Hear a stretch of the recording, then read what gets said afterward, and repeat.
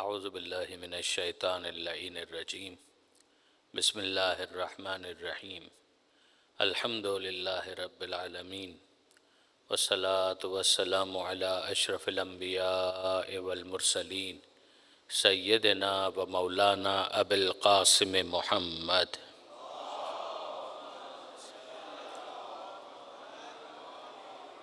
وأہل بیتہ الطیبین الطاہرین المعصومین المظلومین المنتجبین المنتخبین المیامین لا سیما علی الامام المنتظر والحجة الثانی عشر الذین اذهب اللہ عنہم الرجس وطہرہم تطہیرا۔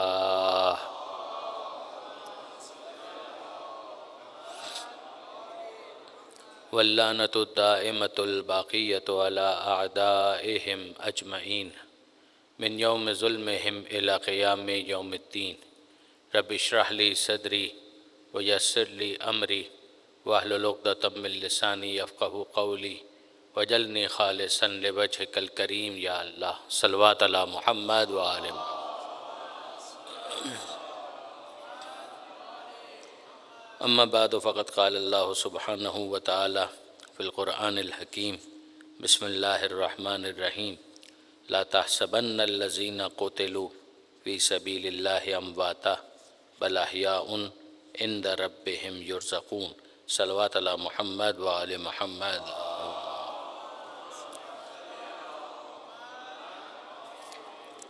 برادران عزیز وخواران محترم، میں نے کل بھی یہی آیت آپ کے سامنے تلاوت کرنے کا شرف حاصل کیا تھا، جس میں شہداء کی حیات جاوید پر گفتگو ہے۔ گمان بھی نہ کرنا، خیال بھی نہ آنے پائے کہ وہ جو اللہ کی راہ میں قتل کیے گئے مر گئے۔ بل احیاء، بلکہ وہ زندہ ہیں، عند ربہم یرزقون، اور وہ اپنے رب کے پاس سے مسلسل رزق پا رہی ہیں۔ ظاہر ہے کہ ہمارا موضوع ہے عاشور کا دن، اور عاشور کے دن تک پہنچنے کے لیے کل ہم نے شب عاشور تک کی گفتگو آپ کے سامنے کی تھی، اور اسی میں یہ بات آئی تھی کہ عاشور کی رات مولا امام حسین نے اور ان کے ساتھیوں نے عبادت میں گزاری، اور امام نے کچھ اور کام بھی اس رات میں انجام دیے۔ اپنے ساتھیوں کو ایک اور موقع دیا کہ وہ ری ایسیس کریں اپنے تھاٹس کو، اپنے اوپینین کو، اپنے ویوز کو، ایک مرتبہ پھر تجزیہ و تحلیل کی منزل سے گزاریں، اور ان سب نے امام حسین علیہ السلام کا ساتھ جوڑنے سے انکار کر دیا۔ ان کے موقف کا خلاصہ اگر کیا جائے تو یہ ہے، واللہ لا نفارقک، اللہ کی قسم ہم آپ سے جدا نہیں ہوں گے، ولیکن انفسنا لک الفدا، ہم اپنی جانوں کو آپ پر فدا کرنے کا فیصلہ کر چکے ہیں۔ نقیکا بنحورنا، ہم آپ کا دفاع کریں گے اپنے گلے سے۔ یہ الفاظ ہیں، نحورنا، ہم اپنے گلوں سے آپ کا دفاع کریں گے۔ وجباہنا، وجباہنا، اور اپنی پیشانی سے آپ کا دفاع کریں گے۔ وایدینا، اپنے ہاتھوں سے آپ کا دفاع کریں گے۔ فاذا نحن قتلنا، یہاں تک کہ اگر ہمیں قتل کر دیا جائے، کنا وفینا وقضینا ما علینا، تب ہم یہ مانیں گے کہ ہم نے وہ ادا کر دیا کہ جو ہمارے ذمے پر تھا۔ یہ غیر معمولی ایکسٹرا آرڈنری آپ انداز دیکھیں گے، جس میں وفاداری کا نہ فقط یہ کہ اظہار کیا گیا بلکہ عملی طور پر اس کو ثابت بھی کیا گیا۔ اب اس کے بعد جب عاشور کا دن شروع ہوتا ہے، رات گزری اور جب عاشور کا دن شروع ہوا تو آپ جانتے ہیں کہ عاشور کا آغاز ہے نماز صبح سے۔ عاشور کے دن کو ڈسکس کرنے کے لیے ہمیں اسے چند حصوں میں تقسیم کرنا پڑے گا۔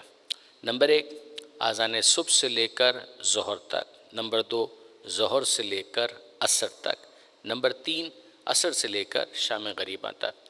اب ظاہر ہے کہ عصر سے لے کر شام غریبہ تک کا جو معاملہ ہے، اس کے اندر تو ایک چڑھائی ہے جس کے نتیجے میں تاراجی ہے اور خیموں کو لوٹنا ہے، وہ ساری چیزیں کہ جس کا نتیجہ شام غریبہ ہے۔ مگر آپ اس سے پہلے اگر آپ آ جائیں تو یہ اذان صبح سے لے کر ظہر تک کا جو پیریڈ ہے، اس پیریڈ کو بھی چند حصوں میں تقسیم کیا جا سکتا ہے۔ کچھ وقت ہے کہ جو امام نے دعاؤں میں، مناجات میں صرف کیا ہے، اذان صبح کے بعد بھی، نماز فجر کے بعد بھی۔ یعنی یہ نہیں ہوا کہ صبح عاشور فجر کی نماز ہوئی اور فجر کی نماز کے فوراً بعد جنگ شروع ہو گئی. دس از ناٹ دا کیس. یہ نہیں ہوا ہے. فجر کی نماز امام نے پڑھائی ہے، وہ جس شان سے پڑھائی ہے وہ آپ جانتے ہیں کہ جو مشہور ہے کہ حضرت جناب علی اکبر سے یہ کہا گیا کہ بیٹا فجر کی اذان تم دو. تو جو اپنا روٹین کا جو ریگولر مؤذن تھا اس کو منع کر دیا اور جناب علی اکبر نے اذان دی. اس کے بعد امام نے جماعت نماز پڑھائی. یہ آخری جماعت نماز ہے جو امام نے نسبتاً سکون سے پڑھائی ہے کہ جس میں حملے نہیں ہو رہے، کیونکہ اس کے بعد ظہر کی نماز یا عصر کی نماز اس میں تو حملوں کے درمیان وہ نماز امام نے پڑھائی ہے. یہ فجر کی نماز نسبتاً کچھ سکون میں ہے، جماعت کے ساتھ باقاعدہ اہتمام کے ساتھ پیچھے امام کے ساتھی ہیں اور امام ان کو لیڈ کر رہے ہیں. یہ فجر کی نماز مکمل ہوئی. اس کے بعد امام کی ایک مناجات ہے کہ جس کا ہمیں پتہ چلتا ہے، اور بڑی غیر معمولی وہ مناجات ہے، بغیر معمولی دعا ہے کہ جو امام نے اس موقع پر خدا کی بارگاہ میں ارشاد فرمائی ہے. اس کو علامہ سید علی نقی صاحب نے کمپیر کیا ہے حضرت عیسیٰ علیہ السلام کی مناجات کے ساتھ. یہ کمال ہے. یعنی عیسیٰ علیہ السلام کی مناجات کس موقع پر اور امام حسین کی مناجات کس موقع پر. ظاہر ہے کہ you can't compare apples with oranges نا. یعنی اگر ایک شخص کی مناجات ہے دوسرے شخص کی مناجات، مثال کے طور پر یہ انتہائی راحت کے ماحول میں اور یہ انتہائی مصیبت کے ماحول میں، تو یہ کمپیریزن نہیں بنتا. دونوں مصیبت کے عالم میں ہوں، دونوں کی زندگی کی جو سفرنگز ہے وہ اپنی پرائم اور اپنی پیک پر ہو، اور پھر ان کی دعا کو دیکھا جائے. میں عیسیٰ علیہ السلام کی شان میں گستاخی کا سوچ بھی نہیں سکتا. نبی ہیں، رسول ہیں، اولو العزم ہیں، غیر معمولی انداز میں پروردگار عالم نے ان کی تخلیق اور خلقت کا انتظام کیا ہے. میں کبھی سوچ بھی نہیں سکتا. مگر یقین جانیے کہ اگر اس موقع کی مناجات کو جو عیسیٰ علیہ السلام کی بائبل کوٹ کرتی ہے کہ جب ان کو صلیب کے اوپر سولی کے اوپر چڑھایا جا رہا تھا ان کے زوم کے مطابق، ورنہ آپ جانتے ہیں کہ بہرحال ان کی تمام تر سفرنگز کنکلوڈ ہو جاتی ہے اس موقع پر کہ جو قرآن مجید کی تعبیر ہے کہ ما قتلوہ وما صلبوہ ولکن شبہ لہم، کہ نہ ان کو قتل کیا گیا نہ ان کو کروسیفائی کیا گیا، بلکہ یہ معاملہ ان کے لیے سسپیشیس بنا دیا گیا تھا. دے کنسیڈرڈ، دے تھاٹ کہ انہوں نے عیسیٰ علیہ السلام کو کروسیفائی کر دیا، جبکہ عیسیٰ علیہ السلام اس موقع پر پردہ غیبت میں جا چکے تھے. مگر بیفور دیٹ جو عیسیٰ علیہ السلام کی سفرنگز ہیں ان سے تو انکار نہیں کیا جا سکتا.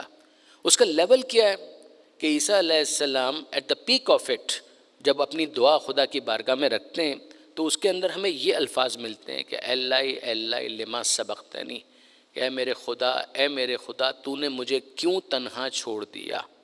یعنی عیسیٰ علیہ السلام کی اس دعا میں آپ کو کچھ نہ کچھ ایلیمنٹ فرسٹریشن کا نظر آئے گا کہ اللہ لما سبقتنی، کہ اے میرے خدا تو نے مجھے کیوں تنہا چھوڑ دیا.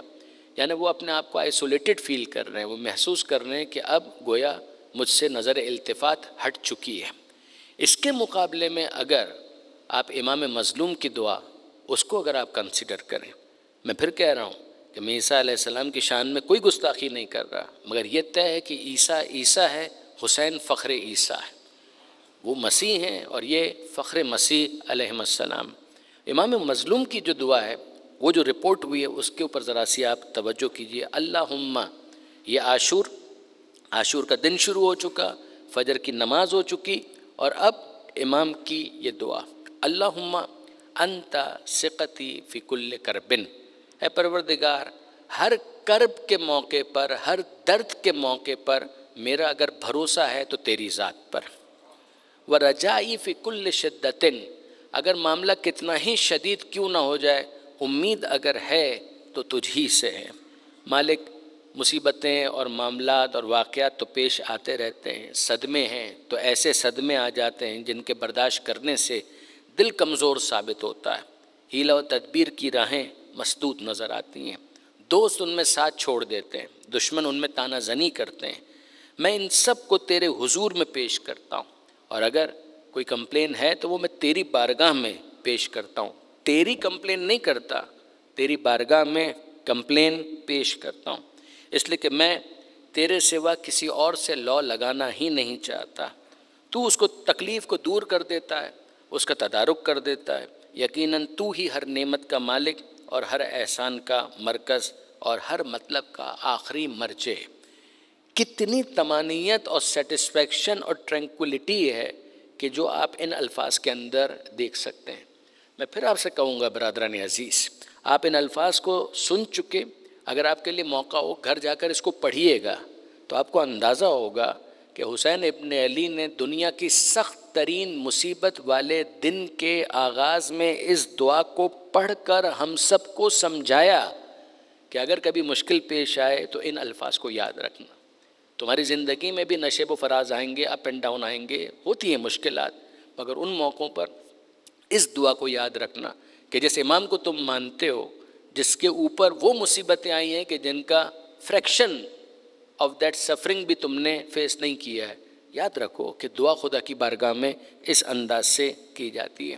اب خیموں کے حوالے سے امام کی ایک اسٹریٹجی تھی، دعا ہے، خدا سے لو لگانا ہے، یہ بھی پتہ ہے کہ آخری انجام شہادت ہے، مگر گیون نہیں کرنا ہے، یعنی یہ دو چیزوں کو آپ اپنی جگہ پر رکھیے گا۔ یہ پتہ ہے کہ نتیجہ شہادت ہے، 1، نمبر 2 خدا سے دعا ہے، نمبر 3 اپنی ایفرٹس پوری کرنی ہے 100%، اس کے اندر کوئی کمی نہیں آنی چاہیے، سرنڈر نہیں کرنا ہے، گیون نہیں کرنا ہے۔ یہ چیز آپ دیکھیں گے آگے بھی، جنگ میں ابتدا بھی نہیں کرنی ہے، لیکن اگر جنگ ہے جو کہ ہے تو جنگ ہے تو مقابلہ کرنا ہے، بھرپور کرنا ہے، اس کے اندر کوئی کمی بھی نہیں رہنے دینی ہے۔ یہ امام کی اسٹریٹجی ہے۔ امام نے خیموں کے حوالے سے کہ خیموں کو آپس میں اس طریقے سے کنیکٹ کیا جائے کہ ساری ان کی تنابیں ایک دوسرے کے ساتھ کنیکٹڈ تھیں۔ اب اس موقع پر امام نے کام یہ کیا تھا کہ جو خیموں کی بیک سائڈ ہے وہاں پر ایک ٹرنچ یا وہاں پر ایک خندق، اس خندق کے اندر رات ہی کو خس و خاشاک ڈال دیا گیا تھا، اس کو پاٹ دیا گیا تھا تاکہ جب دن شروع ہوگا تو اس کے اندر آگ لگا دی جائے گی اور اس آگ کے ذریعے سے اس سائٹ کو پروٹیکٹڈ بنایا جائے کہ یہاں سے اگر کوئی حملہ کرنا چاہے تو پھر وہ حملہ نہ کر سکے، اس لیے کہ ان کی تعداد بہت زیادہ ہے، وہ وہاں سے آ کر اگر حملہ کرنا چاہیں تو حملہ کرنا ان کے لیے پاسبل نہ ہو۔ اس موقع پر ایک کام جو شمر نے کیا وہ یہ کہ وہ آیا اور آ کر اس نے وہاں پر وزٹ کیا اور ایک جملہ جب یہ دیکھا کہ یہ جگہ تو ایسی ہے کہ جہاں پر ان لوگوں نے پہلے سے انتظام کیا ہوا ہے اور یہاں سے حملہ نہیں ہو سکتا، تو اس نے وہ جملہ کہا کہ استعجلت النار فی الدنیا قبل یوم القیامہ، اے حسین تم نے قیامت کی آگ میں جلنے سے پہلے دنیا کی آگ کا انتظام کر لیا۔ آپ اندازہ کر سکتے ہیں کہ یہ کتنا بے شرمی اور بے حیائی کا جملہ ہے، مگر یہ جملہ اس نے اس موقع پر کہا۔ اس کا جواب دیا ہے امام حسین نے۔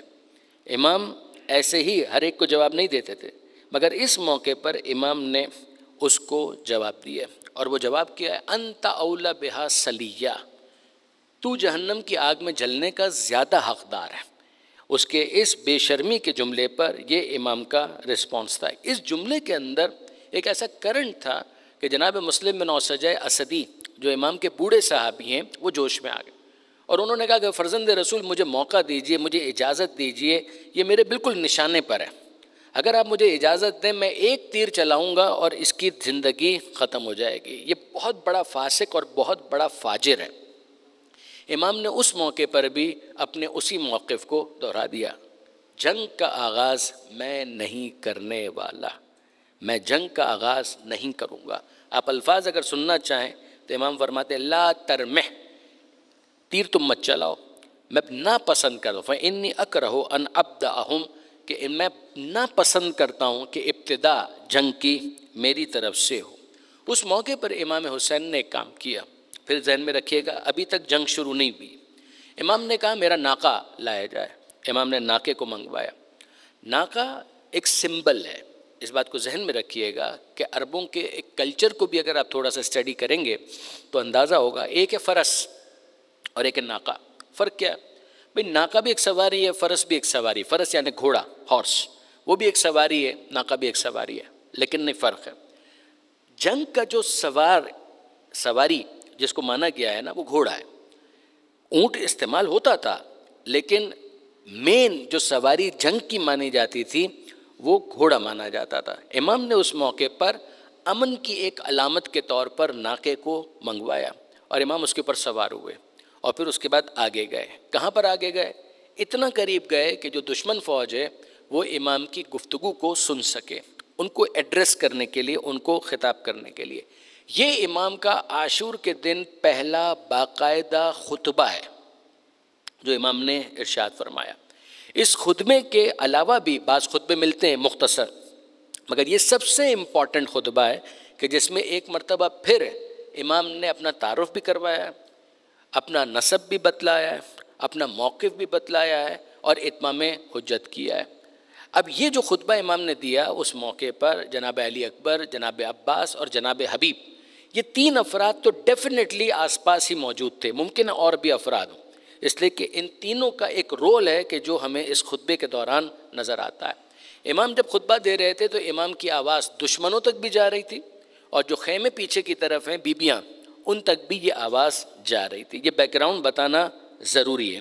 اب اس کے بعد امام نے اس خطبے کا آغاز کیا، ناکے کے اوپر موجود ہیں، دشمنوں سے مخاطب ہے، دشمنوں تک آواز جا رہی ہے، اور اب امام نے ارشاد فرمایا ایھا الناس، اے لوگوں، اسمعوا قولی، میری بات سنو، ولا تعجلوا فی، میرے معاملے میں جلدی مت کرو۔ بھائی تم مجھے قتل کرنا چاہتے ہو تو ٹھیک ہے، اس میں جلدی کس بات کی؟ میری بات پہلے سنو، اسمعوا قولی، میری بات سنو، ولا تعجلوا فی، اور میرے معاملے میں جلدی مت مچاؤ، حتی اعظکم، یہاں تک کہ میں تمہیں نصیحت کر سکوں، بما حق لکم علیہ، اس حق کی بنا پر کہ جو میری گردن پر ہے تمہارے لیے، میں اس حق کو ادا کرنا چاہتا ہوں۔ وہ آپ کو نہیں مان رہے، وہ نہ مانے، وہ تو خدا کو بھی نہیں مانیں گے تو خدا رہے گا، وہ رسول کو نہیں مانیں گے تو رسول رہے گا، وہ امام بھی نہ مانے تو امام رہے گا۔ جیسے نالائق اگر اولاد ہے وہ ماں باپ کو نہ مانے تو ماں باپ ہیں، تو ماں باپ ہونے کی حیثیت سے وہ نصیحت کریں گے، رسول ہونے کی حیثیت سے رسول نصیحت کرے گا، امام ہونے کی حیثیت سے امام نصیحت کریں گے۔ تو امام فرماتے ہیں یہاں تک کہ میں تمہیں کچھ نصیحت کر سکوں، اور کیا کر سکوں؟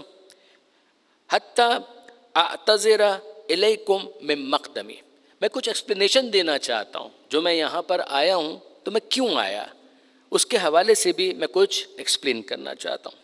فَإِن قَبِلْتُمْ عُذْرِی، اگر تم میری بات کو قبول کر لو، میری اس بات کو انڈورس کر دو، سیکنڈ کر دو، قبول کر لو، وَصَدَّقْتُمْ قَوْلِی، اور میری بات کی تصدیق کر دو، وَآتَیْتُمُونِ النَّصْفَ، اور میرے ساتھ انصاف سے کام لو، عدل سے کام لو، کُنْتُمْ بِذَالِکَ أَسْعَدَ، تو اس کا فائدہ یہ ہوگا کہ تم خود سعادت مند ہو جاؤ گے، یعنی اس کا بینیفٹ تم کو ہوگا کہ تم شقاوت سے بچ جاؤ گے اور تم سعادت مند ہو جاؤ گے۔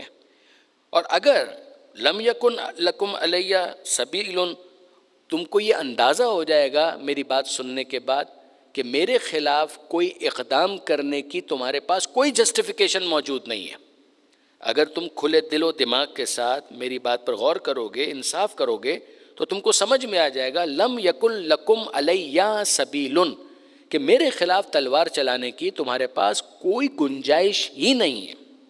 وَإِن لَمْ تَقْبَلُوا، اور اگر تم میری بات قبول نہیں کرتے، منی العذر، میری صفائی کو قبول نہیں کرتے، وَلَمْ تُعْتُوا النَّصْفَ، اور میرے ساتھ انصاف سے کام نہیں لیتے، من انفسکم، تو پھر کیا کرو؟ یہاں پر امام نے قرآن کی دو آیتیں پڑھی، ایک سورہ یونس کی، ایک سورہ آراف کی۔ امام اس کے اندر یہ ارشاد فرماتے ہیں، یہ ان آیتوں کے اندر انبیاء کی گفتگو ہے جو انہوں نے اپنے مخالفین اور دشمنوں کے سامنے الفاظ کہے تھے۔ وہ الفاظ کیا ہے؟ امام کہتے ہیں فَاجْمِعُوا أَمْرَكُمْ، پھر اپنے معاملات کو جمع کر، یعنی جو تم کو تدبیر کرنی ہے، جو تم کو حملے کرنے سب کرو، صرف اپنے نہ شرکاءکم، اور اپنے جتنے ساتھی ہیں، اپنے ایسوسیٹس، اپنے پارٹنرز، ان سب کو بھی اکٹھا کر، ثم لا یکن امرکم علیکم غما ثم اغزوا علیہ ولا تنظرون، اور پھر اس کے بعد مل کر مجھ پر حملہ کرو، میری تکہ بوٹی کر دو، مجھے ذرا سے بھی مہلت مت دینا، پھر مجھے ذرا سے بھی مہلت مت دینا۔ ان ولی اللہ، میرا ولی، میرا سرپرست میرا خدا ہے، نزل الکتاب، اسی نے کتاب کو نازل کیا، وہو یتولی الصالحین، اور وہ صالحین کا سرپرست ہے، ان کا ولی ہے۔ جب امام کی گفتگو یہاں تک پہنچی ہے تو خیموں سے گریے کی آواز بلند ہوئی، یعنی امام نے جس طریقے سے گفتگو فرمائی ہے تو اس کا نتیجہ یہ نکلا کہ بیویاں بہت حساس دل کے ساتھ غمزدہ ہوئی اور ان کی آنکھوں میں آنسو آ گئے۔ جب ان کے گریے کی آواز بلند ہوئی تو ظاہر ہے کہ وہ آواز باہر تک آئی، تو اس موقع پر امام نے جناب علی اکبر اور جناب عباس ان دونوں سے کہا کہ دونوں جاؤ خیموں میں اور بیویوں سے کہو کہ کچھ تحمل کا مظاہرہ کریں، اپنے گریے کو روکیں، رونے کا موقع بعد میں بہت آئے گا. یہ الفاظ ہیں کہ رونے کا موقع بعد میں بہت آئے گا، مگر ابھی کچھ تحمل، تاکہ میں اپنی بات ان کے سامنے مکمل کر سکوں. پھر اس کے بعد جب گریہ موقوف ہوا اور امام نے اپنی گفتگو کو پھر سے شروع کیا، حمد پروردگار، پیغمبر اکرم کے اوپر درود، آل محمد پر درود، یہ گفتگو ہو رہی تھی. امام کی اس تقریر کے بارے میں راوی کے جو الفاظ ہیں وہ آپ سنیں گے.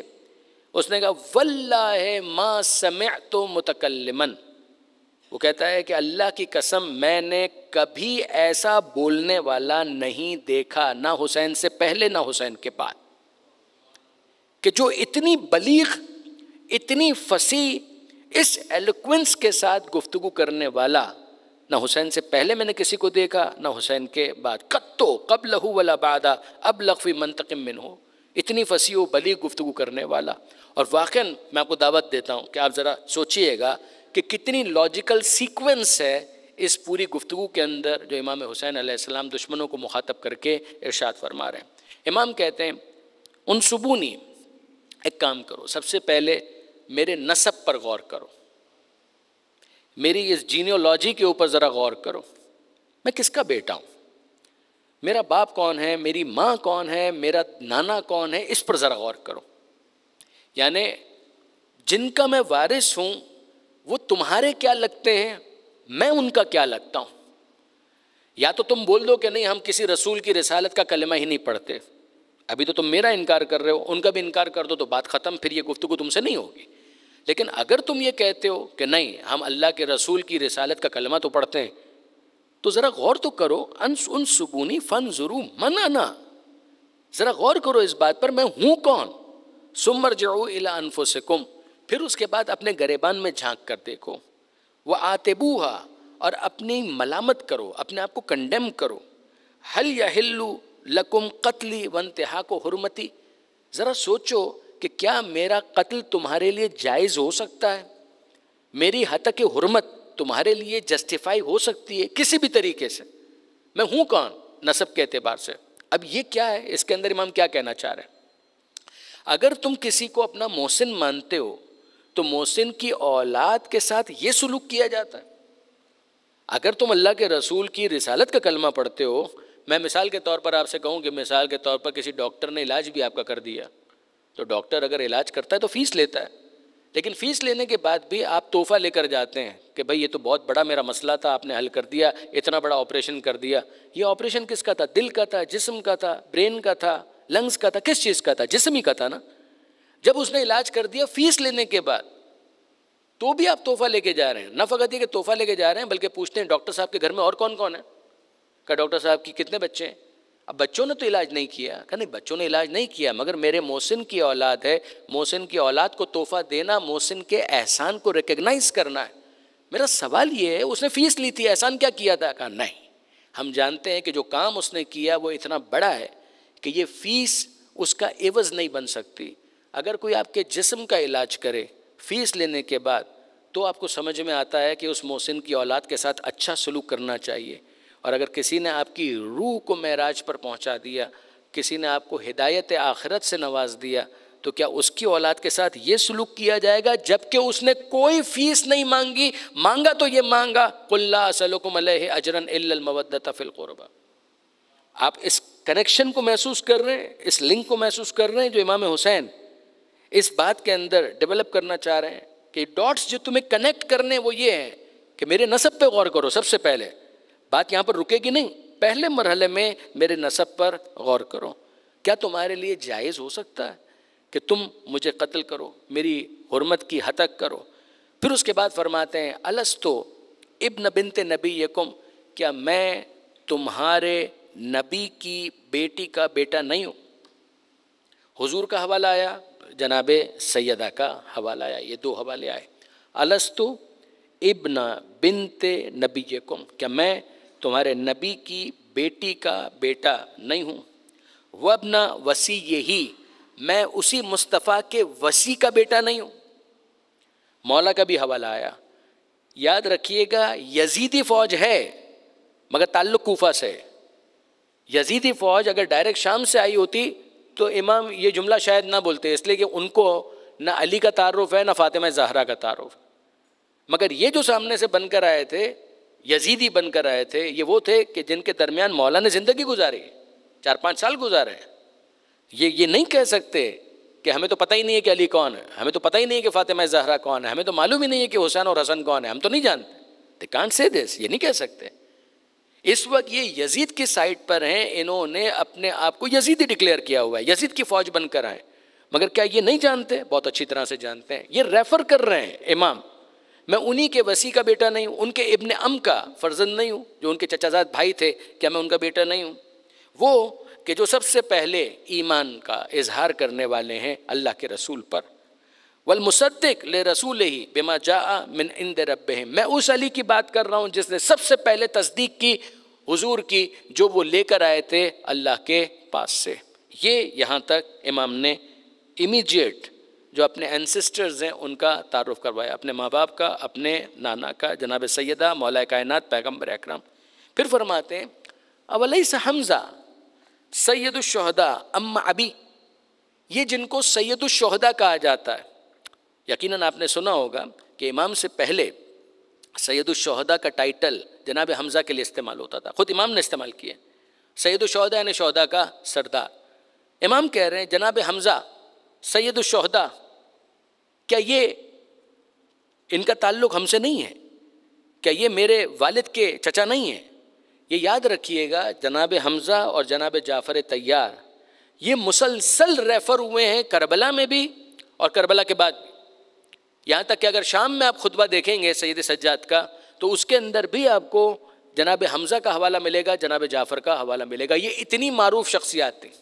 اور دوسری بات یہ کہ جناب حمزہ اس حوالے سے بھی بہت امپورٹنٹ پرسنالٹی ہیں کہ احد کے میدان میں جو کچھ ان کے ساتھ ہوا وہ کرنے والے کون تھے؟ یہ سارے کے سارے یزید کے ماں باپ، دادا، یہ وہ افراد تھے کہ جنہوں نے یہ سب کچھ جناب حمزہ کے ساتھ کیا تھا. عاقلۃ الاقباط کس کو کہا جاتا تھا وہ آپ جانتے ہیں. اس کو مسلسل ریفر کیا ہے امام حسین نے بھی اور سید سجاد نے بھی، جناب زینب نے بھی جو خطبہ دیا ہے اس کے اندر باقاعدہ احد میں ہندا کے اس کام کو جناب زینب نے ہائی لائٹ کیا کہ ان لوگوں سے کیا توقع ہو سکتی ہے کہ جنہوں نے اس طرح سے پرورش پائی ہو کہ ان کا جسم اگا ہو ہمارے خون کو پی کر، ہم کو نقصان پہنچا کر، ہم کو قتل کر کے. عاقلۃ الاقباط کے فرزند تجھ سے اس کے سوا کیا توقع کی جا سکتی ہے؟ جگر خارہ کے بیٹے، یہ بہت اس موقع پر ایک ریفرنس بنا ہوا تھا کنڈمنیشن کا.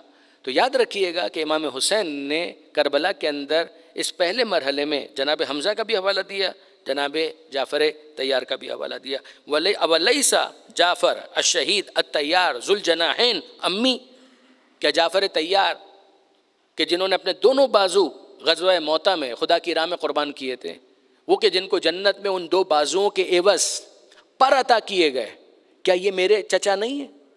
کیا ان کا تعلق مجھ سے نہیں ہے؟ انہی جعفر کی اولاد کربلا کے میدان میں موجود. آپ نے غور فرمایا؟ یہ امام نے پہلی بات مکمل کی. اب اس کے بعد امام کہتے ہیں کہ چھوڑو میرا نسب کیا ہے، فارگیٹ اٹ، اس کو ایک سائٹ پر رکھو. اب دوسری بات بتاؤ میں خود کون ہوں، ریگارڈلیس کہ جینیولوجی کیا ہے، ریگارڈلیس کہ میرے پیرنٹس کون ہیں، ریگارڈلیس کہ میرے نانا کون ہے، سب چھوڑ دو. میں خود کون ہوں، میں کون ہوں، میرا تعارف کیا ہے ان پرسن، مجھے تم کیسے جانتے ہو؟ اولم یبلغکم قول مستفیض فیکم، کیا تم تک یہ قول نہیں پہنچا؟ کس نے کہا یہ قول؟ اللہ کے رسول نے. نانا ہونے کی کیپیسٹی میں نہیں، رسول اللہ ہونے کی کیپیسٹی میں. یعنی اگر ہم یہ ایزیوم کریں کہ بہت ساری چیزیں ایک انسان بچوں سے محبت میں کہہ دیتا ہے، یہ جملہ نانا ہونے کی حیثیت سے تو نہیں کہا. وہ جملہ کون سا ہے جس کو امام نے اتنے اہتمام کے ساتھ یہاں پر کوٹ کیا ہے؟ وہ ذرا سنیے گا. کیا تم تک نہیں پہنچا؟ وَلَمْ يَبْلُغْكُمْ قَوْلٌ مُسْتَوِيسٌ، وہ جملہ جو زباں زد عام ہے، کیا تم تک نہیں پہنچا؟ ان رسول اللہ صلی اللہ علیہ وآلہ وسلم قال لی ولأخی، کہ اللہ کے رسول نے میرے لیے اور میرے بڑے بھائی کے لیے، صرف ہم دونوں کے لیے یہ جملہ ارشاد فرمایا، ھذان سیدہ شباب اہل الجنہ، کہ یہ دونوں جنت کے جوانوں کے سردار ہیں۔ یہ اتنی امپورٹنٹ حدیث ہے اور یہ اتنی مشہور تھی کہ امام نے کربلا میں اپنے تعارف کے موقع پر اس حدیث کو ریفر کیا ہے، کوٹ کیا ہے کہ کیا اللہ کے رسول نے میرے اور میرے بھائی کے بارے میں یہ نہیں کہا یہ دونوں جنت کے جوانوں کے سردار ہیں؟ یہ جملہ امام نے ارشاد فرمایا۔ پھر اس کے بعد کہتے ہیں فَإِن صَدَّقْتُمُونِی، اگر تم لوگ میری تصدیق کرو، بما اقولو، جو میں کہہ رہا ہوں اس جملے کے بارے میں خاص طور پر، وَهُوَ الْحَقِّ، اور وہ حق ہے، وَاللَّهِ، اللہ کی قسم، مَا تَعَمَّدْتُ كَذِبًا، میں نے کبھی جھوٹ نہیں کہا، مُذْ عَلِمْتُ أَنَّ اللَّهَ يَمْقُتُ عَلَيْهِ أَهْلَهُ، اس لیے کہ میں جانتا ہوں کہ جھوٹ بولنے والوں پر خدا غضبناک ہوتا ہے، وَيَضُرُّ بِهِ مَنِ اخْتَلَقَ، اور اس کو گھڑنے والوں کو خدا نقصان پہنچاتا ہے، عذاب کا شکار کرتا ہے، میں کبھی جھوٹ نہیں بولتا۔ وَإِن كَذَّبْتُمُونِی، پھر بھی اگر تم مجھے جھٹلاتے ہو کہ نہیں حسین ہمیں تمہاری بات کا کوئی اعتبار نہیں ہے اور ہم نے تو یہ بات نہیں سنی، فَإِنَّ فِيكُمْ، تو آج بھی تمہارے درمیان وہ لوگ موجود ہیں، من ان سألتموہ عن ذلک اخبرکم، کہ اگر تم ان سے پوچھو گے نا تو وہ تم کو بتائیں گے۔ یہ ریفر کیا ہے امام نے بعض صحابہ کرام کو اور ان کے نام لیے۔ امام نے کہا جاؤ جا کر پوچھو، سلو، پوچھو جابر ابن عبداللہ الانصاری، جابر ابن عبداللہ انصاری سے جا کر پوچھو، ابا سعید خدری، ابو سعید خدری سے پوچھو، سہل ابن سعد الساعدی، ان سے پوچھو، زید بن ارقم سے پوچھو، انس بن مالک سے پوچھو، یہ سارے مشہور نام ہیں، یہ سارے مشہور نام۔ مثلا جابر ابن عبداللہ انصاری، you all know very well, حدیث قصہ کے راوی، کربلا کے پہلے ظاہر امام کی شہادت کے بعد پانچویں امام کو سلام پہنچانے والے پیغمبر اکرم کا آپ جانتے ہیں جناب جابر کوئی غیر معروف شخصیت نہیں ہے، انتہائی مشہور صحابی ہیں۔ زید بن ارقم، یہ وہ ہیں جو کوفہ کے دربار میں ابن زیاد جب امام کے لبوں کے ساتھ گستاخی کر رہا تھا تو جو چیخ اٹھا تھا یہی جناب زید بن ارقم، وہی ہے۔ اگر آپ بات کریں سہل ابن سعد الساعدی، یہ وہ صحابی ہیں کہ جو دمشق میں موجود تھے کہ جب یہ لٹا ہوا قافلہ پہنچا ہے وہاں پر اور انہوں نے دیکھا یہ کون سی عید ہے جو منائی جا رہی ہے، تو اس موقع پر ان کو بتایا گیا کہ حسین کو شہید کیا گیا ہے، اس کو سیلیبریٹ کیا جا رہا ہے۔ اس نے اپنا ماتھا پیٹ لیا تھا کہ ارے حسین ابن علی، ان کو قتل کیا گیا، یہ لوگ خوشیاں منا رہے ہیں۔ یہ زیادہ تر وہ اصحاب ہیں کہ جو پرو اہل بیت تھے، یہ زیادہ تر وہ تھے کہ جو پرو اہل بیت تھے۔ انس بن مالک، یہ سارے کے سارے، ان سب سے جا کر پوچھو، یہ تمہیں گواہی دیں گے کہ سمعوا هذه المقالہ من رسول اللہ، کہ انہوں نے اپنے کانوں سے سنا کہ اللہ کے رسول نے یہ ارشاد فرمایا میرے بارے میں اور میرے بڑے بھائی کے بارے میں۔ افامی فی ھذا، کیا یہ سننے کے بعد بھی حاجزن، یہ کافی نہیں ہے تمہارے ہاتھوں کو روکنے کے لیے، انصف کے دمی، میرے خون کے بہانے سے تمہارے ہاتھوں کو روکنے کے لیے کیا یہ جملہ سننا کافی نہیں ہے؟ یعنی دوسرے لفظوں میں کہوں کہ اے بے وقوفوں، مجھ سے لڑ کے جنت میں جانا چاہ رہے ہو اور جنت کے جوانوں کا سردار میں ہوں، یعنی does this make any sense? تمہارے لیے واقعاً اس کے اندر کوئی معقولیت ہے کہ تم مر کے جانا چاہ رہے ہو جنت کے اندر، تو جنت میں جاؤ گے تو جنت کے جوانوں کا سردار تمہارے سامنے کھڑا ہے، اسی کو قتل کرو گے تو تم کو جنت ملے گی؟ واقعی اس کے اندر کوئی تمہارے لیے کوئی منطق، کوئی لاجک ہے؟ کوئی چیز تم کو سمجھ میں آتی ہے؟ یہ امام نے اس طرح سے اس بات کو یہاں پر بیان کیا۔ یہ وہ موقع تھا جب شمر نے امام کی گفتگو کو قطع کیا۔ آپ دیکھیں گے، ظاہر ہے کہ میں شکوہ نہیں کرتا اپنے بچوں سے یا نوجوان دوستوں سے، اس لیے کہ بہرحال ریڈنگ ہیبٹ ایس سچ اب ہماری نہیں رہی ہے، ورنہ شمر صرف ایک خالی اتنا کردار نہیں ہے کہ اس نے، ظاہر ہے کہ وہ جرم تو بہت ہی بڑا ہے کہ آخر میں امام کی گردن پہ اس نے خنجر چلایا، لیکن یہ ہے کہ آپ اس پورے عاشور کے دن بھی اگر دیکھیں گے، شمر انتہائی پست طبیعت کا جو ایک انسان ہو سکتا ہے نا، یعنی گلی محلے کے آوارہ ترین انسان جس ٹائپ کے ہوتے ہیں کہ جن کے لیے کوئی ویلیوز بھی نہیں ہوتی ہے، اس ٹائپ کا انسان۔ یہ ایک اور بے شرمی کا جملہ ہے جو اس موقع پر شمر نے کہا، اور وہ کیا تھا؟ اس نے مذاق اڑایا۔ اس نے کہا میں ان لوگوں میں شامل ہوں حسین کہ جن کے بارے میں قرآن تمہارا کہتا ہے. کیا کہتا ہے؟ من الناس من یعبد اللہ علی حرف. یہ سورہ حج کی آیت، یہ سورہ حج کی آیت ہے. اس میں کیا کہا؟ یعنی اس آیت کو پڑھنے کا مطلب کیا ہے کہ لوگوں میں سے کچھ ایسے بھی ہیں کہ جو اللہ کی عبادت ایک حرف پر کرتے ہیں. یہ محاورہ ہے، ایک فگریٹو اسپیچ جس طریقے سے ہوتی ہے، ایک محاورہ ہے. قرآن مجید کا یہ محاورہ ہے. قرآن مجید نے کہا کہ لوگوں میں حرف کس کو کہتے ہیں؟ حرف کہتے ہیں کنارے کو، ایک کنارے پر کا عبادت کرتے ہیں. یعنی we are not ready for ہر طرح کی کلیمٹی. سچویشن تو چینج ہو سکتی ہے. بھائی بارش ہو رہی ہے تو خدا کی عبادت کریں گے، سوکھا پڑ گیا تو اللہ کی عبادت نہیں کریں گے. کام سارے اسموتھ چل رہے ہیں تو اللہ کی عبادت کریں گے. ذرا سا کوئی امتحان آ گیا تو اللہ کی عبادت نہیں کریں گے. یہ خود امام حسین نے اپنے سفر میں ایک موقع پر کہا بھی کہ دین تو چٹخارا سا بن گیا ہے کہ زبان کے اوپر اگر مزہ آئے تو انسان دیندار ہے، لیکن اگر زحمت آ جائے تو قلت دیانون، تو پھر اس کے بعد دین پر عمل کرنے والے بہت کم ہوتے ہیں. پھر اس کے بعد امتحان تو اس وقت ہے. شمر نے اس موقع پر یہ کہا، خود قرآن نے کہا اگر ان کو اطمینان ملے تب تو ٹھیک ہے، تو اللہ اکبر الحمدللہ سبحان اللہ. اور اگر ذرا زحمت آ جائے تو کون خدا اور کیسا خدا. اگر ہوتا ہم مومن اور مومن ہونے کے بعد عبادت بھی کر رہے ہیں اور پھر وہ ہماری اس مشکل کو دور نہیں کر رہا، اس کا مطلب کوئی خدا نہیں، تو ہم عبادت بھی نہیں کرتے. من الناس من یعبد اللہ علی حرف، اس کا یہ مطلب. وہ آپ جا کر دیکھیے گا مزید، یہ آپ کو واضح ہوگا.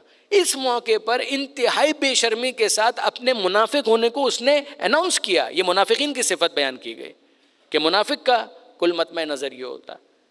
تو اس نے کہا کہ بھائی حسین، یعنی طنز کیا، ٹونٹ کیا، ٹیس کیا کہ یہ جو تم مجھے سنا رہے ہو نا، میں کوئی نہیں سننے والا. کیوں؟ میں اللہ کی عبادت ایک حرف پر کرتا ہوں. وہ جس کو تمہارا قرآن منافق کہتا ہے نا، میں وہی منافق ہوں. یہ اس نے کہا. اور مجھے نہیں معلوم کہ تم کیا کہہ رہے ہو، تمہاری بات کا مجھ پر کوئی اثر نہیں ہو رہا. یہ جملہ سننے کے بعد جناب حبیب ابن مظاہر جوش میں آ گئے اور انہوں نے سامنے سے اس کو رسپونڈ کیا. حبیب ابن مظاہر کہنے لگے اے شمر، تیری دو باتوں میں سے ایک بات غلط ہے، دوسری بات ٹھیک ہے. جو پہلا جملہ تو نے کہا وہ غلط ہے. یہ جو تو نے کہا نا کہ تو اللہ کی عبادت ایک حرف پر کرتا ہے، تو اللہ کی عبادت ایک حرف پر نہیں کرتا. تو اللہ کی عبادت 70 حروف پہ کرتا ہے. یہ کیا ہے؟ یہ ٹٹ فور ٹیٹ ہے. اس نے کہا تھا کہ میں ویسا منافق ہوں جیسا قرآن نے بیان کیا ہے کہ اللہ کی عبادت وہ ایک حرف پر کرتے ہیں. جناب حبیب کہتے ہیں کہ نہیں، قرآن نے جو کچھ کہا تھا وہ اگر 1 ڈگری کا منافق تھا تو 1 ڈگری کا منافق نہیں ہے، 70 ٹائمز زیادہ نفاق تیرے دل کے اندر موجود ہے. یہ بات جناب حبیب ابن مظاہر نے کہی. پھر اس کے بعد کہا دوسری بات جو تو نے کہی ہے وہ بالکل ٹھیک ہے. وہ جو تو نے کہا کہ تجھے نہیں معلوم کہ حسین کیا کہہ رہے ہیں، واقعاً تجھے نہیں معلوم کہ حسین کیا کہہ رہے ہیں، اس لیے کہ تو ان لوگوں میں سے ہے کہ جن کے اوپر خدا نے مہر لگا دی ہے. ختم اللہ علی قلوبہم وعلی سمعہم وعلی ابصارہم غشاوہ. یہ سورہ بقرہ کے اندر اور سورہ یاسین کے اندر بھی اس مفہوم کو بیان کیا گیا. جناب حبیب ابن مظاہر نے جواب دے دیا. امام نے اپنی بات کو کنٹینیو کیا، سنیے گا. فَإِن كُنتُمْ فِي شَكٍّ مِّنْ هَذَا الْقَوْلِ، چلو فرض کرو کہ تم کو شک ہے اس قول کے بارے میں کہ پیغمبر اکرم نے یہ کہا ہے یا نہیں کہا ہے. چلو فرض کرتے ہیں کہ تم کو شک ہے. افتشکون، تو کیا تم کو اس بارے میں بھی شک ہے انی ابن بنت نبیکم، کہ میں تمہارے نبی کی بیٹی کا بیٹا ہوں. میں نے تو 2 باتیں بیان کی تھی نا، ایک یہ کہ میرے نسب پر غور کرو، ایک یہ کہ خود میرے بارے میں غور کرو. اگر تمہیں یہ نہیں پتا کہ میرے بارے میں اللہ کے رسول نے یہ کہا ہے جنت کے جوانوں کا سردار ہوں، ٹھیک ہے، یہ بتاؤ کہ کیا اس میں بھی تمہیں شک ہے کہ میں تمہارے نبی کی بیٹی کا بیٹا ہوں؟ فواللہ، اللہ کی قسم، ما بین المشرق والمغرب، مشرق اور مغرب میں کہیں پر بھی جا کر ڈھونڈو گے تو تم کو تمہاری نبی کی بیٹی کا بیٹا نہیں ملے گا، اور اگر ملے گا تو وہ ایک ہوگا جس کا نام ہے حسین ابن علی.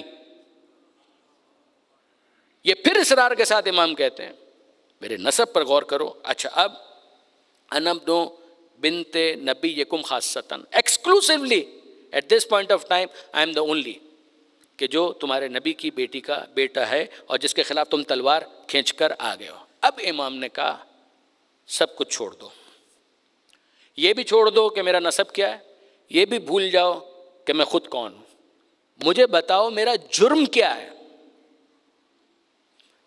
میرا جرم کیا ہے، یعنی مجھ سے لڑنے کے لیے آئے ہو، بتاؤ تو صحیح میرا جرم کیا ہے. اخبرونی، مجھے بتاؤ. اتطلبونی بقتیل منکم قتلت، کیا میں نے کسی کو قتل کیا ہے کہ جس کا بدلہ لینے کے لیے آئے ہو؟ تو بتاؤ وہ مقتول کون ہے، چارج کیا ہے، مجھ پر تمہاری طرف سے فرد جرم ہے کیا، کیوں مجھے قتل کرنا چاہتے ہو؟ میں نے کسی کو قتل کیا ہے، اس کا بدلہ لینا چاہتے ہو؟ میں نے کسی کا مال ہڑپ کیا ہے، اس کا بدلہ لینا چاہتے ہو؟ بتاؤ کون سا مال ہے. میں نے کسی کو زخمی کیا ہے، اس کا بدلہ لینا چاہتے ہو تو اس کے بارے میں مجھے خبر دو. وہ زخمی کون ہے، وہ مال کون سا ہے، وہ شخص کون ہے کہ جس کو میں نے قتل کیا. یہ 3 باتیں امام نے خاص طور پر بیان کی اور اوپن چھوڑ دیا کہ یہ سب چھوڑو اور بتاؤ کوئی اور جرم جو تمہاری نظر میں ہے اس کے بارے میں مجھے بتاؤ. میرا جرم ہے کیا، میرا کیا جرم ہے؟ خاموشی. یہ ہے حسین ابن علی کہ اگر مجھ سے لڑنے آئے ہو تو کلیئر تو ہو کہ لڑ کیوں رہے ہو، تم کو پتا تو ہو کہ تم مجھ سے لڑ کیوں رہے ہو. خاموشی. کوئی اس موقع پر کچھ نہیں بولتا. آخری بات کیا ہے، اب امام کنکلوڈ کر رہے ہیں. امام نے اس موقع پر جو لشکر کے اندر بڑے بڑے سردار تھے ان میں سے بعض کے نام لے کر مخاطب کیا. اب اس کو اگر آپ کنیکٹ کر لیں، یہ وہ افراد ہیں کہ جو مجرم ہیں. کس اعتبار سے؟ بھائی اگر آپ کہیں کوفہ کے اندر غداری غداری غداری، غداری کرنے والے کون ہیں؟ ظاہر ہے کہ وہ افراد ہیں کہ جنہوں نے خط لکھا اور اس کے بعد پھر امام کا ساتھ دینے کے بجائے سامنے کی طرف چلے گئے. یہ وہ افراد ہیں. اگر وہ افراد ہیں کہ جنہوں نے امام کو خط لکھا اور امام کے ساتھ آ کر کھڑے ہوئے، ان کے اوپر کوئی الزام نہیں ہے. وہ تو ظاہر ہے کہ شہدائے کربلا ہیں. اور یہ آپ دیکھیں گے، خاص طور پر میں چاہتا ہوں کہ ان تقریروں کے اندر اس دین کے فیکٹر کو خاص طور پر آپ ملاحظہ کیجئے کہ دین کا حوالہ کتنی مرتبہ آتا ہے، تاکہ سمجھ میں آئے. وہ جو بات کہی جاتی ہے شہزادوں کی جنگ یہ صرف ایک پولیٹیکل اسٹنٹ تھا اور یہ تھا اور وہ تھا، نہ. آپ دیکھیے گا کہ کتنی مرتبہ ریلیجن ریفر ہوا ہے ان ڈائلاگس کے اندر.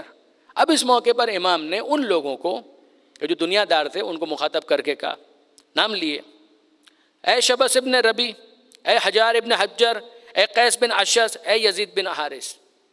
تم سامنے موجود ہو نا، تم لوگوں نے تو خط لکھے تھے، تم تو ان لوگوں میں سے ہو کہ جنہوں نے میرے موقف کو جاننے کے بعد خط لکھے تھے. تم کیوں میرے مقابلے پر آ گئے؟ انہوں نے کہا ہم نے کوئی خط نہیں لکھا تھا. امام نے کہا سبحان اللہ بلا واللہ لقد فعلتم، اللہ کی قسم تم نے خط لکھے تھے، خط تو میرے پاس موجود بھی ہیں. اب اس کے بعد امام نے کہا چھوڑو، تم نے خط لکھے تھے نہیں لکھے تھے، اب میری بات سنو. ایھا الناس، اے لوگوں، اس کرہ تمونی، اگر میرا آنا یہاں پر تم کو ناگوار گزرتا ہے ٹھیک ہے، فدعونی، میرا راستہ چھوڑ دو، انصرف عنکم، میں چلا جاتا ہوں، الی مأمن من الارض، کسی اور حصہ زمین کے جہاں پر امن و امان ہو میں وہاں پر چلا جاتا ہوں. اگر تم اس کے لیے ایگری کرتے ہو میں اس کے لیے بھی تیار ہوں. یاد رکھیے گا یہ امام کا ڈے 1 سے موقف ہے، اس میں ذرا سی بھی تبدیلی نہیں آئی ہے. مجھ سے بیعت کی بات کرو گے، بیعت میں نہیں کروں گا.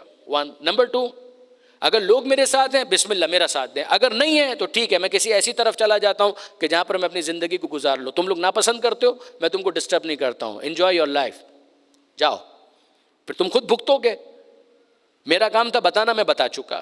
مجھ سے کم باطل کی حمایت ایکسپیکٹ مت کرو، مجھ سے بیعت کی توقع مت کرو کہ میں یزید کی بیعت کروں گا.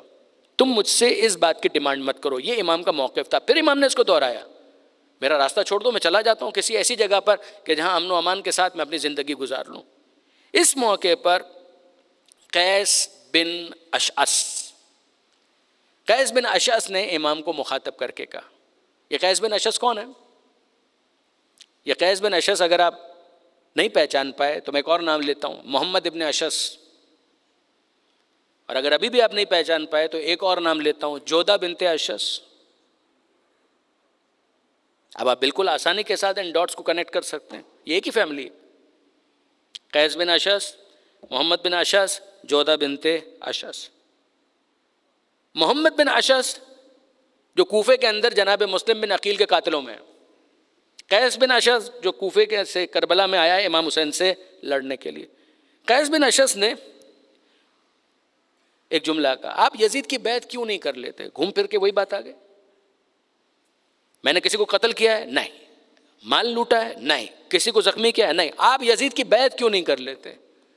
اب امام کا جواب سنیے، انت اخو اخیک، تم یہ بات کیوں نہیں کہو گے؟ آخر تو اپنے بھائی کا بھائی ہے نا. انت اخو اخیک، آخر تو اپنے بھائی کا بھائی ہے. محمد ابن اشعث کا تو بھائی ہے، تو تم یہ بات کیوں نہیں کہو گے؟ اس کے بعد امام فرماتے ہیں اتریدو ان یطلبک بنو ہاشم باکثر من دم مسلم ابن عقیل، مسلم بن عقیل کا خون جو تم لوگوں نے بہایا وہ کافی نہیں ہے؟ کیا چاہتے ہو کہ اس کے بعد بنو ہاشم کسی اور چیز کے بھی تم سے طلبگار بنے؟ لا واللہ، بیعت کی بات کرتے ہو تو سنو، نہیں، اللہ کی قسم نہیں ہو سکتا. لا اعطیہم بیدی اعطاء الذلیل، میں کسی ذلیل کی طرح سے اپنا ہاتھ کسی اور کے ہاتھ میں نہیں رکھنے والا. یہ ہے حسین ابن علی. اگر آپ رواداری کی بات کریں، بھرپور رواداری کا مظاہرہ کیا. اگر آپ صلح پسندی کی بات کریں، حسین ابن علی نے بھرپور صلح پسندی کی بات کی. اگر آپ آپشنز کی بات کریں، امام حسین نے بھرپور آپشنز دیے ہیں. یہ آپشن، یہ آپشن، یہ بات کرو. یہ نہیں ہے کہ مثال کے طور پر ایک وارئر نیچر ہے کہ بس طے کیا ہوا ہے کہ کسی نہ کسی طریقے سے لڑنا ہے. This is not the case at all. میں خاص طور پر اس لیے کہہ رہا ہوں کہ ہمارے وہ دوست اور احباب جو مختلف موقعوں پر نیگوشیٹ کرتے ہیں اور نیگوشیشنز کے دوران وہ یہ سمجھتے ہیں کہ بس کسی نہ کسی طریقے سے چیخنا چلانا حسینیت ہے. نہ میرے دوست، اس کا یہ مطلب نہیں ہے. اپنی ریڈ لائن طے تو کرو کہ کون سی ایسی جگہ ہے کہ جہاں کو ہم کراس نہیں کر سکتے، اور کون سی ایسی فلیکسیبل حدود ہیں کہ جن کے اندر رہتے ہوئے کچھ گیو اینڈ ٹیک ہو سکتا ہے. A person should be smart enough to understand. اس کو معلوم ہونا چاہیے. یہاں پر امام حسین علیہ السلام اپنی ریڈ لائن بتا رہے ہیں. مجھ سے بیعت کی بات مت کرو. لا واللہ، نہ، اللہ کی قسم یہ تو نہیں ہو سکتا.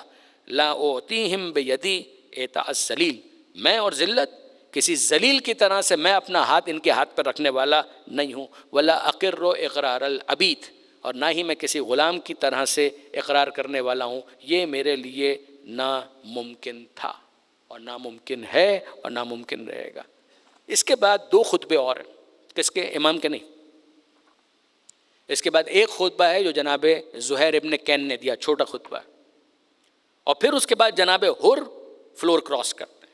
پھر عمر سعد کے ساتھ ان کی گفتگو ہے. پھر اس کے بعد وہ فلور کراس کرتے ہیں اور پھر آتے ہیں امام کی طرف. اور پھر جناب امام مظلوم سے اجازت لے کر وہ جاتے ہیں اور لشکر یزید کو مخاطب کر کے ایک تقریر انہوں نے بھی کی. یہ دونوں مختصر خطبے انشاءاللہ یہ کل آئیں گے. اب آپ ترتیب ذہن میں رکھیے گا کہ امام نے عاشور کے دن نماز فجر پڑھی.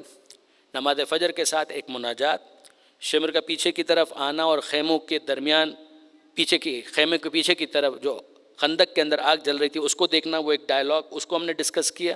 پھر امام کا ناکہ منگانا اور ناکے کے اوپر بلند ہو کر یہ خطبہ ارشاد فرمانا. یہ ساری چیزیں جس کو آج ہم نے ڈسکس کیا. ترتیب یہ ہے کہ اس کے بعد جناب زہیر کی ایک تقریر ہے، جناب حر فلور کراس کریں گے، پھر ان کی ایک تقریر ہے. یہ سب ہو جائے گا. پھر اس کے بعد عمر سعد کی طرف سے پہلا حملہ عاشور کے دن کا شروع ہوگا، which will be the declaration of war، کہ اب جنگ کا آغاز ہے. وہاں سے لے کر ظہر سے 1 گھنٹہ پہلے تک یہ ایک پورا سلاٹ بنتا ہے کہ جس کے اندر جو کچھ ہوا اس کو ڈسکس کیا جاتا ہے. میری بات سمجھ رہے ہیں آپ کہ عمر سعد کی طرف سے جب جنگ کا آغاز ہوگا، پھر اس کے بعد ظہر سے 1 گھنٹہ پہلے تک، جیسے کہ ظہر سے 1 گھنٹہ پہلے ایک حملہ ہوا ہے کہ جس کو حملہ اولا سے تعبیر کیا جاتا ہے، جس میں امام کے 50 افراد شہید ہوئے. ان کی شہادت سے پہلے جو کچھ ہوا وہ ایک ڈسکشن. حملہ اولا، اس میں 50 افراد شہید ہوئے، یہ ایک دوسرا ڈسکشن. حملہ اولا اور ظہر کی نماز تک کا جو پیریڈ ہے اس میں جو افراد شہید ہوئے ہیں یہ ایک ڈسکشن ہے. ظہر کی نماز کے دوران کیا ہوا وہ ایک ڈسکشن ہے. ظہر کی نماز کے بعد ایک پورا پیریڈ ہے جس میں اصحاب کا خاتمہ ہوا، اصحاب کی شہادت مکمل ہوئی، یہ ایک ڈسکشن ہے. پھر اس کے بعد بنی ہاشم کا سلسلہ شروع ہوتا ہے جو کنکلوڈ ہوتا ہے عصر عاشورہ پر امام حسین کی شہادت پر. یہ ہے ساری بات. اب واپس آئیے، ظاہر ہے کہ 2 جملے بیان کر کے مصائب کی چند باتیں اور مجلس کو آج کی حد تک میں مکمل کر دوں. میں واقعی شکر گزار ہوں میں اتنا ایکسپیکٹ نہیں کر رہا تھا کہ آپ اتنی دلچسپی کے ساتھ اس موضوع کے اوپر سننے کے لیے تشریف لائیں گے، لیکن یہ کہ میں آپ کی اس دلچسپی پر واقعاً آپ کا شکر گزار ہوں۔ خواہش ہماری یہ تھی کہ بہرحال ہسٹری کو، تاریخ کو اس ترتیب کے ساتھ ڈسکس کیا جائے۔ اب آئیے ذرا سا اس جملے پر ہم غور کریں۔ یہ جو امام کہہ رہے ہیں میں ذلت کو قبول نہیں کروں گا، میں کسی ذلیل کی طرح سے اپنا ہاتھ ان کے ہاتھ پہ نہیں دوں گا، ناممکن، یہ نہیں ہو سکتا۔ میں کہوں فرزند رسول یہ کیا آپ کا موقف ہے؟ میں ذلت کو قبول نہیں کروں گا، آپ یہ قبول نہیں کریں گے تو آپ قتل ہو جائیں گے۔ تو کیا قتل ہونا ذلت نہیں ہے؟ کیا قتل ہونا ذلت نہیں ہے؟ آپ نہ فقط یہ کہ قتل ہو جائیں گے بلکہ آپ کے لاشے کے اوپر گھوڑے دوڑا دیے جائیں گے۔ تو کیا یہ ذلت نہیں ہے؟ کیا یہ تذلیل نہیں ہے؟ یہ یاد رکھیے گا برادران عزیز، حسین یہی سمجھانا چاہ رہے ہیں۔ صرف قتل ہو جانا عزت اور ذلت کا پیمانہ نہیں ہے۔ ممکن ہے کوئی انسان قتل ہو اور قتل ہونے کے باوجود صاحب عزت ہو، ممکن ہے کہ کوئی انسان قتل ہو، قتل ہونے کے ساتھ وہ ذلیل بھی ہو جائے، بالکل ہو۔ لشکر یزید والے بھی کم قتل نہیں ہوئے ہیں، ہزاروں کی تعداد میں قتل ہوئے ہیں۔ ان کے قتل ہونے کے بعد بھی ان کی کوئی عزت نہیں، وہ زندہ ہیں تو ان کی زندگی میں کوئی عزت نہیں، وہ مر جائیں، مرنے کے بعد کوئی عزت نہیں۔ حسین ابن علی جو سمجھانا چاہ رہے ہیں وہ کیا ہے؟ ایک ہے دنیا داری کے معیارات۔ اگر میں یزید کی بیعت کر لوں تو بنگلہ تو بہت اچھا ہوگا، محل تو بہت اچھا ہوگا، سواری، نوکر چاکر، عسکر، لشکر، خادم، خدام، میڈز، کنیزیں، غلام، یہ سب ہوں گے۔ اس کو دیکھ کر اگر تم یہ سمجھتے ہو کہ یہ عزت ہے، my dear you are absolutely wrong. یہ دنیا داری کے معیارات ہیں، آپ کر لیں اس معیار کے مطابق فیصلہ تو جو جتنا زیادہ حرام کما رہا ہے اتنا ہی زیادہ عزت والا ہے، اگر یہی معیار ہے عزت کا۔ اور اگر ایک انسان ہے وہ مثال کے طور پر حلال کماتا ہے اور مزدوری کرتا ہے اور سڑک کے اوپر کسی فٹ پاتھ کے اوپر کسی اینٹ کو تکیہ بنا کر سو جاتا ہے تو آپ یہ کہیں گے بیچارہ ذلیل ہے۔ یہ آپ کے دنیا داری کے معیارات ہیں، یہ آپ کے دنیا داری کے معیارات ہو سکتے ہیں۔ حسین ابن علی کی فکر سے اگر آپ سوچئے تو حسین ابن علی کیا کہہ رہے ہیں ذرا سنیے گا، میں 2 منٹ اور لے لوں آپ کے۔ امام نے ابتداءً یہ کہا تھا ان الداعی ابن الداعی قد رکزنی بین اثنتین بین السلہ والذلہ۔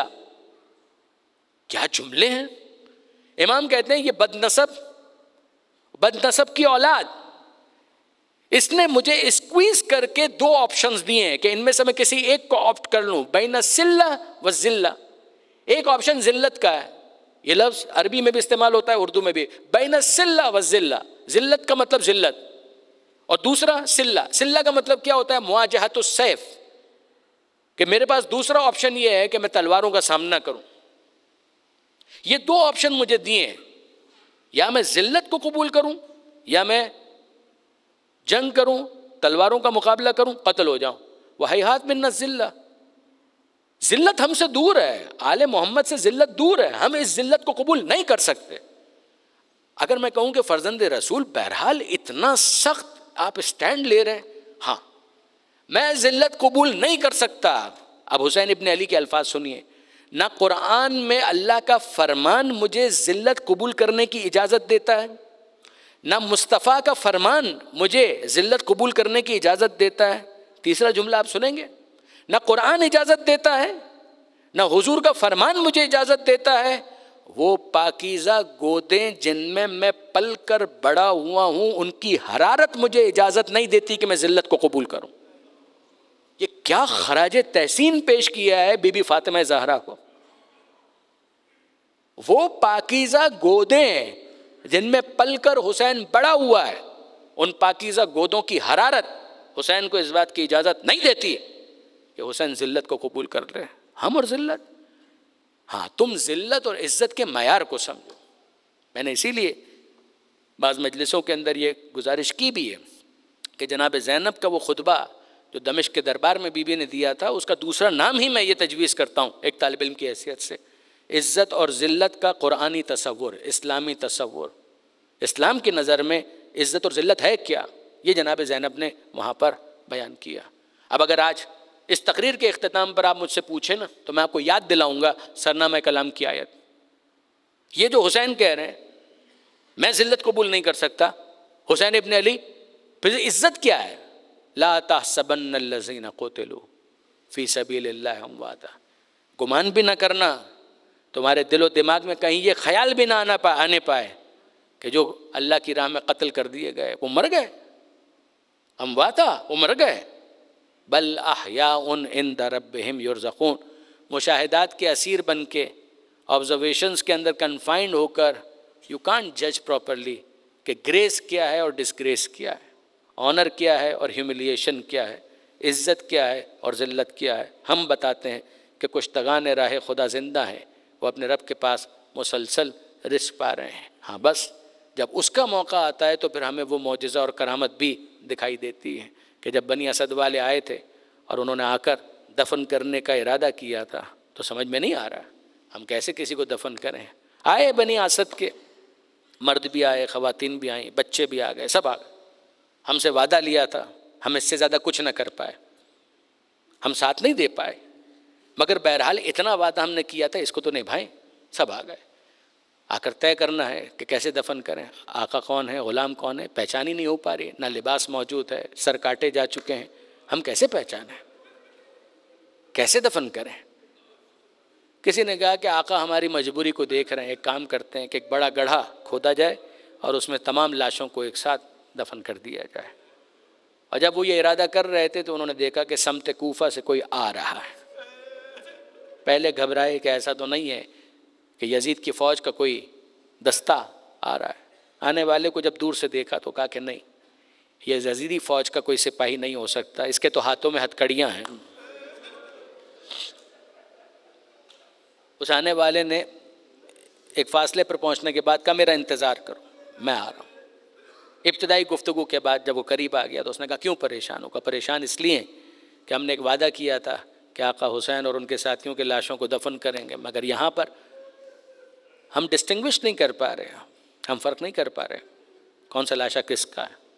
سوچا یہ تھا کہ ایک گڑھے کے اندر سب کو دفن کر دے. کہا کہ نہیں، یہ ضرورت نہیں ہے، میں تمہیں پہچان کرواتا ہوں، میں تمہیں بتاتا ہوں، میں ان سب کو پہچانتا ہوں.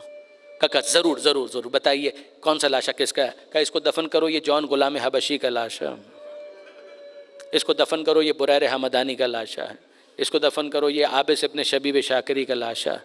ان کو دفن کرو، یہ شوذب کا لاشا ہے. ایک ایک لاشے کو دفناتے دفناتے ایک لاشے کے پاس آ کر اس سینے پر ہاتھ رکھ کر بیٹھ. بنی اسد والے کہتے ہیں یہ کس کا لاشا ہے؟ کہ سینے میں برچھی کا پھل اب تک نظر آ رہا ہے، کہ یہ شبیہ رسول علی اکبر کا لاشا. علی اکبر کا لاشا دفنایا اور اس کے بعد پھر ایک اور لاشا نظر آیا، اس کے پاس آ کر بیٹھ گئے. بنی اسد والے کہتے ہیں آپ کا اہتمام خاص بتلا رہا ہے کہ یہ بھی کوئی خاص لاشا ہے. کہا کہ ہاں تمہیں اندازہ نہیں ہو رہا، لاش کے ٹکڑے بکھرے ہوئے ہیں. یہ حسن کے گل بدن قاسم کا لاشا. ایک لاشے کے پاس آ کر بیٹھے اور فریاد کی کہ ہائے میرے بابا. اور اب بنی اسد والے پریشان کہ یہ لاشا کس کا ہے. اور آپ نے اس طرح سے کہا کہ ہائے میرے بابا، کہا کہ یہ پیغمبر خدا کے اس نواسے کا لاشا کہ جسے غریب الوطنی کے اندر قتل کر دیا گیا. کہ مگر آپ کا یہ کہنا ہائے میرے بابا، کہا کہ ہاں یہ میرے بابا کا لاشا ہے. کہا آپ خود کون ہیں؟ کہا انا علی ابن الحسین، میں اسی حسین کا بیٹا زین العابدین ہوں. اور پھر اس کے بعد حسین کا لاشا بھی دفن ہو گیا. اور جب بنی اسد والے کھڑے ہو گئے جانے کی تیاری کر رہے ہیں تو سید سجاد پوچھتے ہیں کہ کیا سبب ہے، کہاں جا رہے ہو؟ کہ ہم نے اپنا وعدہ پورا کر دیا، اب ہم اپنے قبیلے کی طرف جا رہے ہیں، اگر آپ پسند کریں تو ہمارے مہمان ہو جائیے، ہم آپ کو بھی لے کر چلتے ہیں. کہا کہ نہیں، ابھی وعدہ کہاں پورا ہوا، ایک لاشا باقی ہے. کہا آقا ہمیں تو اب کوئی لاشا نظر نہیں آ رہا. کہا کہ نہیں، ایک لاشا کچھ ہٹ کر کسی جگہ پر ہے، آؤ میرے ساتھ فرات کے کنارے چلو. اور اب سید سجاد ان سب کو لے کر آئے فرات کے کنارے. تو وہاں پر ایک ایسا لاشا کہ بازو بریدہ لاشا، ایک چٹائی منگائی گئی کہ جس کے اوپر حضرت ابو الفضل کے لاش کے ٹکڑوں کو رکھا گیا، بازو کو رکھا گیا. اور پھر قبر بنا کر وہاں پر جب ان کو رکھا گیا تو سید سجاد کہتے ہیں جاؤ بنی اسد والوں کچھ دور چلے جاؤ، میں اپنے چچا سے کچھ آخری باتیں کرنا چاہتا ہوں. بنی اسد والے فاصلے پر چلے گئے. کب کافی دیر گزر گئی تو ان میں سے کسی کو تشویش ہوئی کہ سید سجاد کو کچھ نہ ہو گیا ہو. تو اس نے ہمت کر کے آگے آ کر دیکھنا چاہا کہ ذرا دیکھیں کہ سید سجاد کی کیا کیفیت ہے.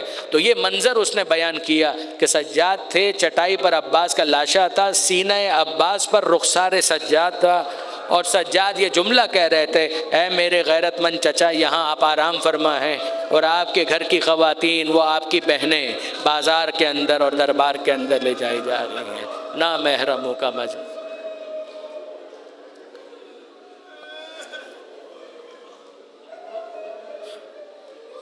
الا لعنۃ اللہ علی الظالمین وسیعلم الذین ظلموا ای منقلب ینقلبون. بار الہ اس قلیل توسل کو قبول فرما، ان آنسوؤں کو جناب سیدہ کے رومال میں جگہ عطا فرما، زمانے کے امام کے ظہور میں تعجیل فرما، ہمیں ان کے اعوان و انصار میں شمار فرما. ربنا تقبل منا انک انت السمیع العلیم وتب علینا انک انت التواب الرحیم. ماتم حسین.